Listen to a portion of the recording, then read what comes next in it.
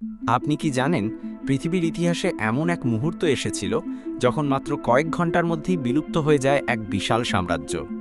৬৬ million বছর আগে ঘটে গিয়েছিল এমন এক ধ্বংস যা চিরতরে মুছে দিয়েছিল পৃথিবীর প্রাচীনতম শাসকদের, ডাইনোসরদের। কিন্তু প্রশ্ন হচ্ছে, ডাইনোসররা সত্যি কিভাবে বিলুপ্ত হলো? একটি বিশাল অ্যাস্টেরয়েড, নাকি আগ্নেয়গিরির অগ্ন্যুৎপাত, নাকি কিছু এমন যার সন্ধান বিজ্ঞানীরাও আজও খুঁজে ফিরছে? আমাদের যাত্রা শুরু হয় ৬৬ মিলিয়ন বছর আগে। পৃথিবীতে তখন রাজত্ব করত ডাইনোসর। তারা ছিল ছোট, বড়, মাংসাশী, তৃণভোজী। এই গ্রহের প্রতিটি কোণে তাদের উপস্থিতি ছিল চোখে পড়ার মতো। তবে হঠাৎই একদিন মেক্সিকোর উপকূলে চিৎসুলুগ নামের একটি অঞ্চলে পৃথিবীতে আঘাত হানে এক দৈত্যাকৃতি মহাজাগতিক পাথর, যার ব্যাস ছিল প্রায় ১০ কিলোমিটার। আঘাতের মুহূর্তেই সৃষ্টি হয় ১ বিলিয়ন হিরোশিমা বোমার সমান শক্তি।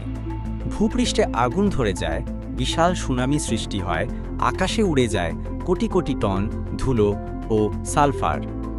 সূর্যের আলো পৃথিবীতে পৌঁছানো বন্ধ হয়ে যায়, গাছপালা মারা যেতে থাকে, খাদ্য শৃঙ্খল ভেঙে পড়ে এবং ডাইনোসররা একটি একটি করে হারিয়ে যেতে থাকে চিরতরে।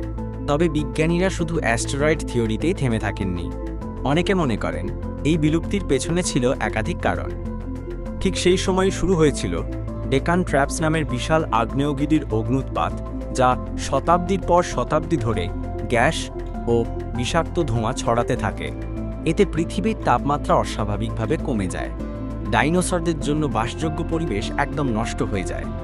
এমনও কিছু গবেষক আছেন যারা বলেন ডাইনোসরের সংখ্যা কমছিল ধীরে ধীরে, বহুদিন ধরেই, কিন্তু সেই অ্যাস্টেরয়েডটি যেন শেষের কফিনে শেষ পেরেক ঠুকে দেয়।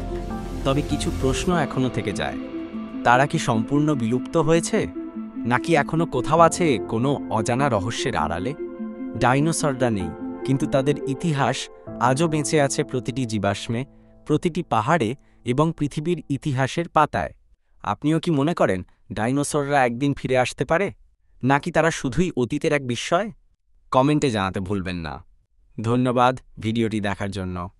ভালো লাগলে লাইক দিন, শেয়ার করুন এবং আমাদের চ্যানেলটি সাবস্ক্রাইব করতে ভুলবেন না। পুনরায় দেখা হবে একটি নতুন রহস্য বা আবিষ্কারের গল্প নিয়ে।